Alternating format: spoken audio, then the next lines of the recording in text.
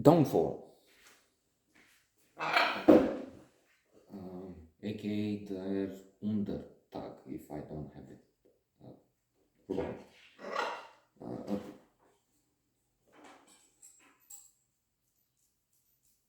fabulous motion picture.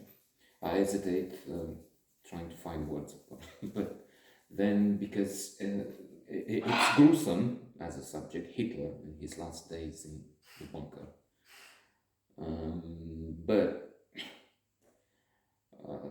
cinema at its best, and an artist of immense stature. Potolește-te. Bruno Ganz, one of the greatest actors the world has ever seen, and a wonderful successor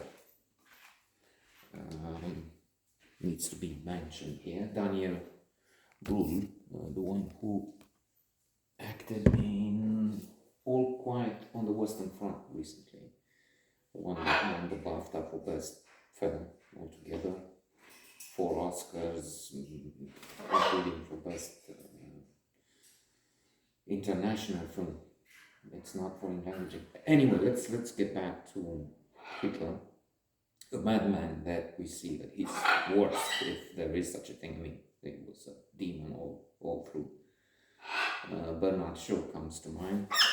I've seen him in a film, piece of a film from back then, saying something like Hitler has talent as an orator, saying some good things about him, be a good organizer, but what I can say, something else, not exactly.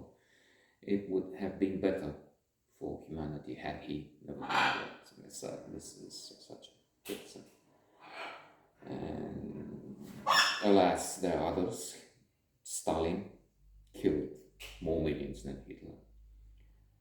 Putin now, with the war in Ukraine. So it's ghastly to think that humanity can have such people. And then they reach to the top, and that's because there are so many characters. Is it character? They don't have a character. They're psychopaths and scumbag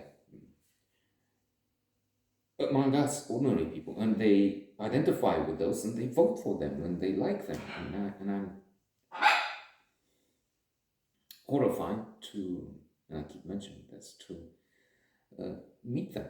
I mean, there's some, the sauna downtown, the doctor, and I hear it's a good doctor. Well, going from one sidetrack to another, there's The Intellectuals by Paul Johnson, in which we learn about Tolstoy and Jean-Jacques Rousseau, Yeats, Hemingway, and others, and luminaries, great minds, but then inside those minds you have abject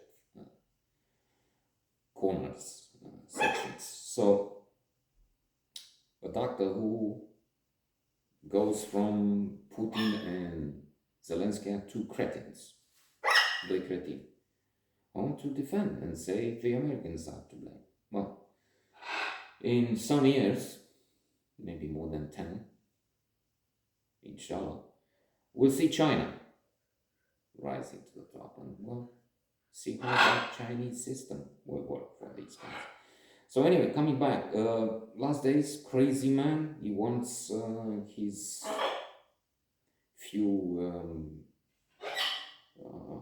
detachments left to defeat the Russians. He has a plan. We have something in Austria or near Prague, and we'll come back and take over. It was, however, in some ways, we learned from documentaries, Discovery History Channel, a close call at times. And it's because, for instance, if the German scientist Herbert von Braun, who went on to lead the American space program, would have developed those V2 rockets and eventually got the atomic bomb, we would have had another think.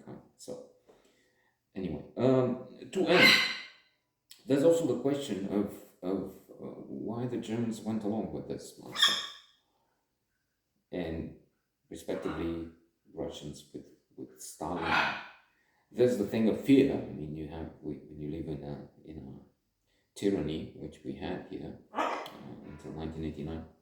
Let me say I'm proud. I mentioned in Newsweek. I took part. I went on the streets and took part. Small part. I mean, I'm not a leader. I mean, running away when they moved the uniforms against, but still. And I can prove that, as I said, it's in Newsweek, no less. 30 words or so, 2-3 phrases. Yeah, Michael Myers, of course. But let me try and come back. So there is the experiment in which is described in Influence for Classical Psychology by Robert Cialdini, Milgram experiment, in which they use electric shocks allegedly and to test how far would we go when guided, when instructed by authority. And it turns out we do have this thing, respect for authority. And that's part of the explanation, that's part of the reason why the Germans and others follow such disastrous leaders. Trump is a case in point.